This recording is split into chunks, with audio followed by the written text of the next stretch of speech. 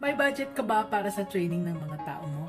Sabi ng isang business owner, bakit ka naman magte-train kung aalis din naman ang mga tao mo later? Ito naman ang sagot ng kausap niya. What if hindi mo sila na-train at tumagal sila sa iyo ng 10 taon at hindi umalis? That was really the lesson that I learned. Imagine, kung may waiter ka na walang training at 10 years siyang nagtatrabaho sa iyo, ilan ang customers ang mata-turn off sa kanya? Magkano kaya ang sales na mawawala sa atin? Kapag well-trained ang mga employees natin, kahit na 6 na buwan lang siya magstay, hindi ba mas makakabenta tayo ng mas marami? Kung tama ang pag-train natin, ang oras at budget na ininvest natin, babalik din ito in terms of better service at saka higher sales. Mas matutuwa ang mga tao natin kapag may budget tayo para sa mga training nila. Feel kasi nila, we value them more because of those trainings. Kaya, mas tatagal sila sa atin. Mas ganado sa work at mas loyal pa. Training budget. Start working on that now. Be business-minded Pinoy.